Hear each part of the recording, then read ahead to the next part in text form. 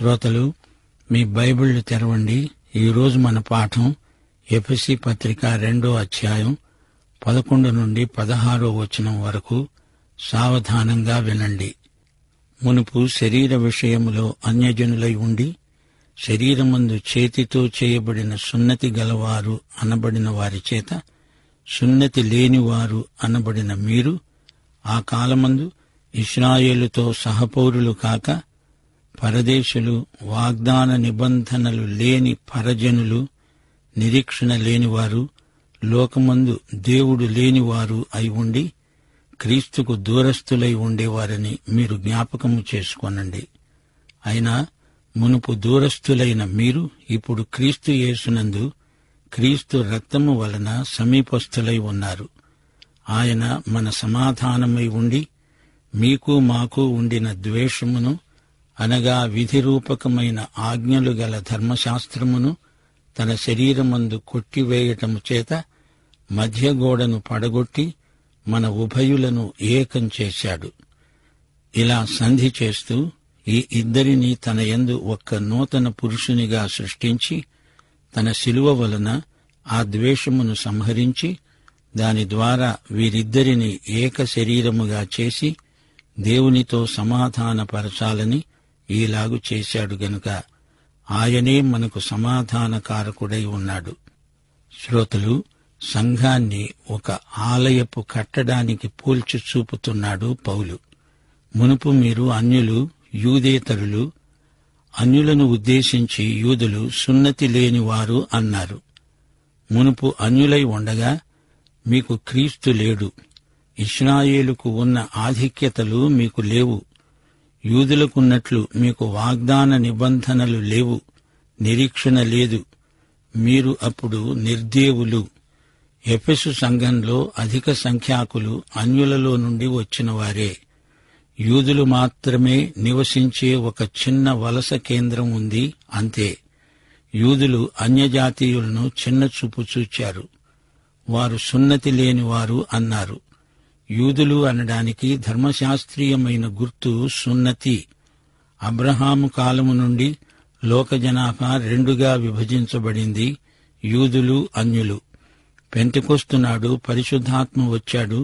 అంతవరకు యూదేతర విభజన అమలులో ఉంది. యూదులకు ఒక జాతిగా సార్వత్రికమైన గుర్తింపు ఉంది. ఇశ్రాయేలీయులు ఎంతో గర్వించారు, అన్యులను ఎంతో హీనంగా చూచారు. యూదేతరుల్లో ఒకరి పట్ల ఒకరికి విద్వేషం అధికం కాజొచ్చింది. అన్యుల దయనీయ స్థితిని పౌలు ఇక్కడ వివరిస్తున్నాడు.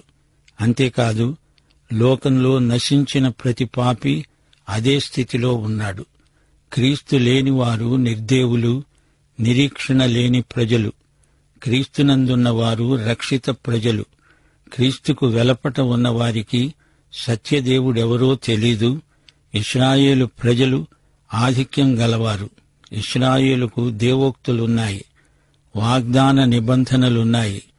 పాత నిబంధన వ్యవస్థలో ఇశ్రాయేలుకున్న ప్రత్యేకమైన ఆశీర్వాదాలు అన్యులకు లేవు. ఇశ్రాయేలు జాతికి దేవుడు చేసిన వాగ్దానాలెన్నో ఉన్నాయి. ఇశ్రాయేలుతో దేవుడు చేసుకున్న నిబంధనలు నేటికీ నిలిచి ఉన్నాయి. అయితే అప్పుడు అన్యులకు ఈ ఆశీర్వాదాలలోకి ప్రవేశం లేదు. ఇశ్రాయేలుకు పాలస్తీనా అంతా వాగ్దత్త భూమి. దానిని పూర్తిగా ఒకానొక రోజున ఇశ్రాయేలు ప్రజలు స్వాధీనం చేసుకుంటారు. దేవుని షరతులకు అనుగుణంగానే ఇది జరుగుతుంది. అయితే కొత్త నిబంధనలో యూదేతర విభజన లేదు. యోహాను సువార్త 14వ అధ్యాయం 2-3 వచనాల్లో ప్రభు అన్నాడు, నా తండ్రి ఇంట అనేక నివాసములున్నాయి, లేకపోతే నేను మీతో చెప్పనా? మీకు స్థలము సిద్ధపరచడానికి వెడుతున్నాను.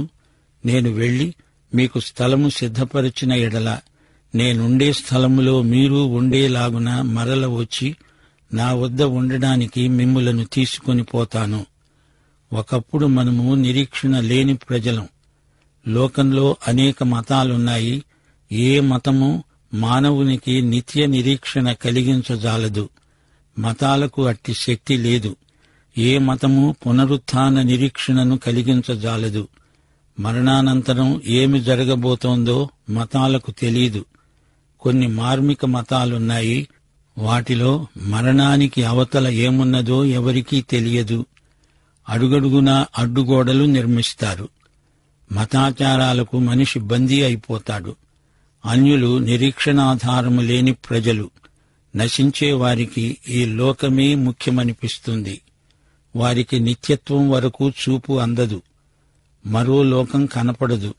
అందుకే వారు తిందాము, తాగుదాము, చద్దాము అంటూ బతుకుతారు. లోకంలో మనుషులకు దేవుడు లేడు, దేవుడున్నాడు గాని వారికి మాత్రం లేడు అన్నట్లుగా బ్రతుకుతారు.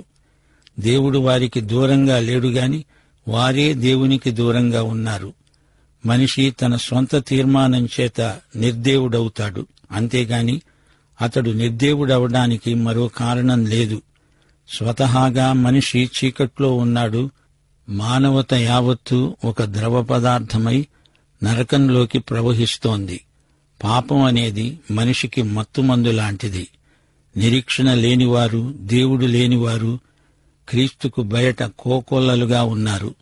మునుపు దూరస్థులం గాని ఇప్పుడు క్రీస్తునందు సన్నిహితులం. క్రీస్తు రక్తం మనల్ని దేవునికి ఎంతో సన్నిహితులను చేసింది. పాత నిబంధన వ్యవస్థలో దేవాలయాన్ని చూడండి. అన్యులు బయటి ఆవరణము దాటి లోపలికి వెళ్లకూడదు. పరిశుద్ధ స్థలానికి వారు దూరంగా నిలువబడాల్సిందే. అయితే క్రీస్తునందు అన్యులు కూడా దేవునికి ఎంతో సన్నిహితులు కాగలరు. క్రీస్తుకు బయట ఉన్నవారు క్రీస్తులోకి రావడానికి ఈ రోజున ఎట్టి అభ్యంతరము లేదు, దూరము లేదు, ఆటంకములు, అభ్యంతరాలు లేవు. అన్నీ తొలగిపోయాయి. పాతవి గతించాయి. ఇదిగో ఇప్పుడివన్నీ కొత్తవే. యూదేతర విభజన గతించింది. యేసుక్రీస్తు రక్తం వల్లనే ఇది సాధ్యపడింది. క్రీస్తే మన సమాధానం. యూదేతరుల మధ్య కూడా పడగొట్టబడింది. ఉభయులు ఏకమయ్యారు. శిలువ వలన ద్వేషాన్ని సంహరించాడు ప్రభు. అందరినీ దేవునితో సమాధానపరిచాడు. అందరినీ తన యందు నూతన పురుషునిగా సృష్టించాడు. ఈ నూతన పురుషుడే సంఘం. ఒక వ్యక్తి క్రీస్తు వద్దకు వచ్చినప్పుడు క్రీస్తు శరీరంలో భాగమైపోతున్నాడు. క్రీస్తునందున్న వారందరూ కలిసి ఒక నూతన పురుషుడవుతున్నారు. విశ్వాసుల మధ్య తరతమ భేదాలకు తావులేదు. అంతకుముందు మనమెవరిమైనా, ఎక్కడివారమైనా క్రీస్తునందు అందరము ఒకటే అవుతున్నాము. నిత్యత్వము పర్యంతము అందరము కలిసే ఉంటాము. విధిరూపకమైన ఆజ్ఞలు గల ధర్మశాస్త్రం. యూదులకు ఇతరులకు మధ్య ఉన్న తేడా ఇదే. క్రీస్తు శరీరమందు అదంతా నెరవేరింది. మధ్య గోడ పడగొట్టబడింది. ఉభయులు అనగా యూదులు, అన్యులు ఏకం కావడం జరిగింది. యేసుక్రీస్తే సమాధానకారకుడు. ఉభయుల మధ్య యేసు రక్తం వల్ల సమాధానం కలిగింది. మధ్యగోడ అనగా కంచె, విభజన రేఖ తొలగిపోయింది. ఇద్దరి మధ్య విద్వేషం, శత్రుత్వం అంతరించింది. ఈ విధంగా సంఘమును ఒక నూతన పురుషుడిగా ఆయన రూపొందించాడు. అందరము క్రీస్తునందు సమైక్యతాస్థితి పొంది ఉన్నాము. ఈ సమాధానం క్రీస్తు వల్ల, ఆయన రక్తబలి వల్ల మాత్రమే కలిగిందని మనము మరిచిపోకూడదు. ఇది సంపూర్ణమైన, సమగ్రమైన సమాధానం. దేవునితో, ఒకరితో ఒకరికి సమాధానము కలిగింది. తన వద్దకు వచ్చేవారిని ఎవరినైనా చేర్చుకోవడానికి ప్రభువు సిద్ధంగా ఉన్నాడు. 2 కొరింథీ 5:20 దేవునితో సమాధానపడండి. ఇదే అపోస్తలుడైన పౌలు రాయబార సందేశం. మీరు దేవునితో సమాధానపడితే ఒక నూతన శరీరంలోకి వస్తారు. విశ్వాసులందరూ కలిసి యేసుక్రీస్తు శరీరమవుతున్నారు. అప్పుడు నీవు యూదుడివా, అన్యుడివా అనే భేదమే లేదు. జాతి, మత, కుల వివక్షత బొత్తిగా లేదు. తెలుపు, నలుపు, ఎరుపు రంగు భేదము అసలు లేనే లేదు. క్రీస్తునందు అందరూ ఒకటే. అందరము క్రీస్తునందు ఒక నూతన పురుషుడుగా ఆవిర్భవిస్తున్నాము. ఇప్పుడు మనందరి మధ్య సమాధానం మన ప్రభువైన యేసుక్రీస్తు యొక్క మహిమాన్వితమైన వ్యక్తిత్వాన్ని తేరి చూడండి. శిలువ రక్తము ద్వారా సమాధానపడమే కాదు, ఆయన యందు విశ్వాసముంచిన వారందరూ ఏకమై ఒక నూతన పురుషుడుగా రూపొందడం గొప్ప విశేషం.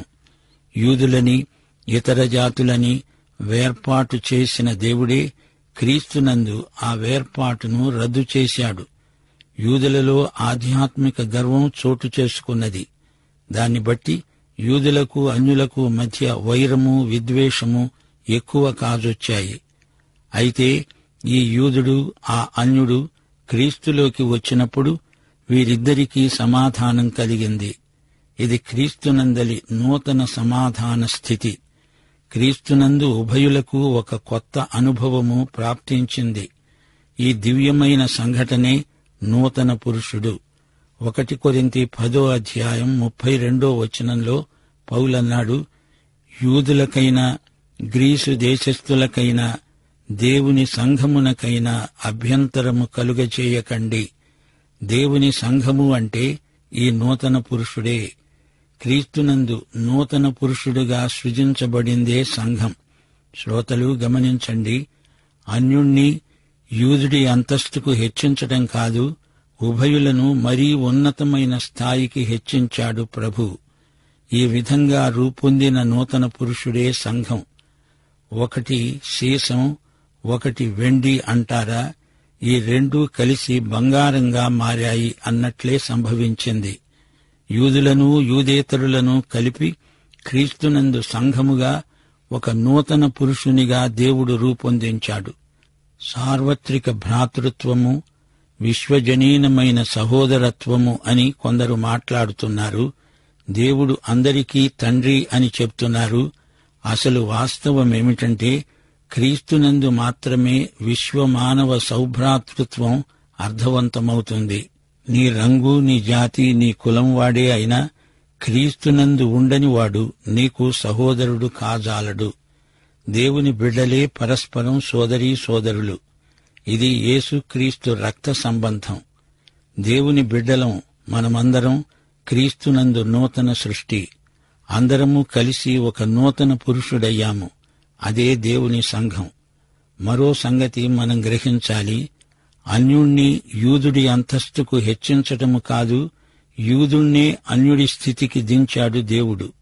వారు వీరు అందరూ దేవుని దృష్టిలో పాపులే, నశించిన వారే. ఆదాము సంతానమంతా పాపులు, పాపమందు సహోదరులు. రోమాపత్రిక 3:9 ఇదే మాట అంటోంది. అలాగైనా ఏమంటాము? మేము వారికంటే శ్రేష్ఠులమా, తక్కువ వారమా? ఎంతమాత్రమూ కాము. యూదులేమి, గ్రీసు దేశస్థులేమి అందరూ పాపమునకు లోనై ఉన్నారని ఇంతకు ముందు దోషారోపణ చేసి ఉన్నాము. యూదులకు తదితరులకు క్రీస్తునందు సమాధానం. యూదులు, అన్యులు పాపులుగా క్రీస్తు శిలువను సమీపించినప్పుడు వారందరూ నూతన సృష్టి అవుతున్నారు. వారందరూ ఒక నూతన పురుషుడు అవుతున్నారు. అనగా అది క్రీస్తు శరీరం. అదే పరిశుద్ధాత్మకు ఆలయం. పాత నిబంధన వ్యవస్థలో సాక్ష్యపు గుడారం తరువాత దేవాలయ నిర్మాణం జరిగింది. ఈ దేవాలయంలో అంతా విభాగాలే, విభజనలే. 3 ప్రవేశ ద్వారాలు, 3 పరిశుద్ధ స్థలాలు, బయటి ఆవరణం, పరిశుద్ధ స్థలం, అతి పరిశుద్ధ స్థలం, యాజకులకు, ప్రజలకు, స్త్రీలకు, అన్యులకు ప్రత్యేకించబడిన స్థలాలు. క్రీస్తు తన మరణం ద్వారా మధ్యతెరను తొలగించాడు. ఆయనే మార్గమయ్యాడు. ఇది బయటి ఆవరణం. ఆయనే సత్యం, పరిశుద్ధ స్థలం. ఆయనే జీవం, అతి పరిశుద్ధ స్థలమయ్యాడు. ఇప్పుడు క్రీస్తు ద్వారా మనం నేరుగా తండ్రి అయిన దేవుని వద్దకు చేరగలం. క్రీస్తులోకి వచ్చిన వారు ఈ విభాగాలకు, విభజనలకు, వేర్పాట్లకు అతీతులు. శాఖలు లేవు, ఉపశాఖలు లేవు. క్రీస్తే మనకు నూతన ఆలయం.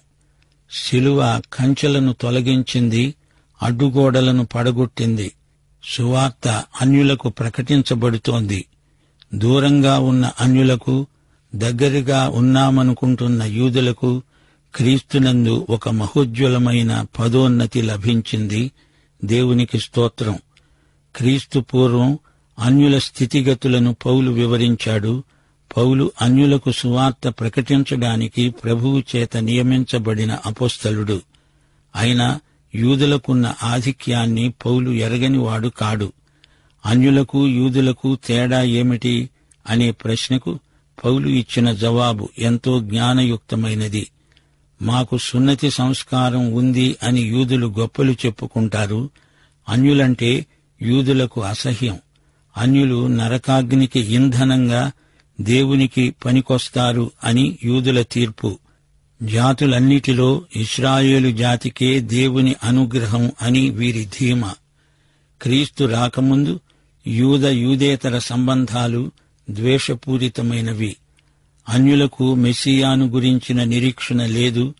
అన్యులకు చరిత్ర గమ్యమేదో తెలియదు.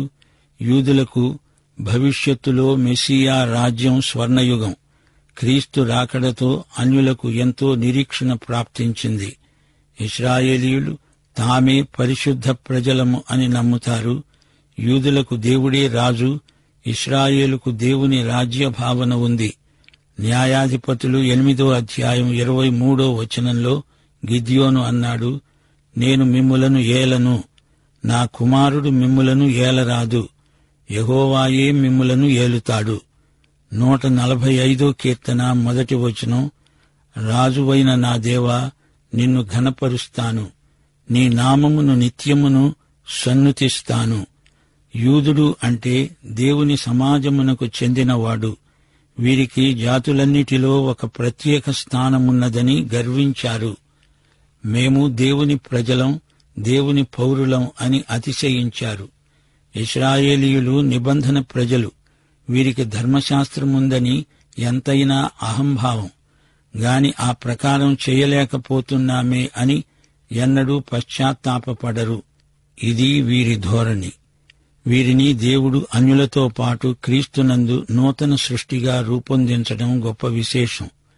ఇశ్రాయేలీయులు తమ ఆధిక్యానికి గర్వించారు గాని తమ బాధ్యతలను విస్మరించారు. క్రీస్తునందు యూదేతర తారతమ్యం గతించింది. యూదుల గొప్పతనము, అన్యుల అల్పస్థితి రెండూ దేవుడు గుర్తించలేదు. అందరికీ యూదుల కంటే పై స్థితిని క్రీస్తునందు అనుగ్రహించాడు. నిజంగా అన్యులకు దేవుడు లేడు గనుక వారికి నిరీక్షణ లేదు. అన్యులు క్రీస్తునందు ధన్యులు, యూదులు క్రీస్తునందు ధన్యులు. కొత్త నిబంధనలో అన్యులు అనే ప్రసక్తే లేదు. దేవునికి స్తోత్రం. యూదుల విద్వేషాన్ని శిలువ సంహరించింది. ఒక నూతన సమైక్యత క్రీస్తునందు ప్రవర్తిల్లింది. యెషయా గ్రంథం 57వ అధ్యాయం 19వ వచనం, వారిలో కృతజ్ఞతాబుద్ధి పుట్టిస్తూ దూరస్థులకు సమీపస్థులకు సమాధానము సమాధానమని చెప్పి నేనే వారిని స్వస్థపరుస్తానని యెహోవా సెలవిస్తున్నాడు. క్రీస్తునందు ప్రవేశానికి ద్వారాలు యూదేతరులందరికీ తెరిచే ఉన్నాయి. క్రీస్తునందు అడ్డుగోడలు కూలిపోయాయి. దేవుని ఆలయంలో గర్భగుడి తెర పైనుండి కిందికి చిరిగింది. మీకు జ్ఞాపకముందా? ఒక అన్యుణ్ణి పౌలు దేవాలయం లోపలికి తెచ్చాడని అతని మీద అభియోగం మోపబడింది. అపొస్తలుల కార్యములు 21వ అధ్యాయం 28, 29 వచనాలు. వారన్నారు, ఈ పౌలు గ్రీసు దేశస్థులను దేవాలయములోనికి తీసుకొని వచ్చి ఈ పవిత్ర స్థలాన్ని అపవిత్రపరుస్తున్నాడు. శ్రోతలు, క్రీస్తునందు యూదుడని యూదేతరుడని ఎట్టి భేదమూ లేదు. ప్రియ శ్రోత, నీవు క్రీస్తునందు నూతన సృష్టివై ఆనందిస్తున్నావా? క్రీస్తు శరీరంలో నీకు ఒక ప్రత్యేక స్థానమున్నది. నీవు ఒక అవయవానివి అని గ్రహిస్తున్నావా? అయితే ఈ పాఠమంతా నీకోసమే. పాఠం ఇంతటితో సమాప్తం. మన ప్రభువైన యేసుక్రీస్తు వారి దివ్యకృప, తండ్రి అయిన దేవుని పరమ ప్రేమ, పరిశుద్ధాత్మ యొక్క అన్యోన్య సహవాసము మనకందరికీ సదాకాలము తోడై ఉండునుగాక. ఆమేన్.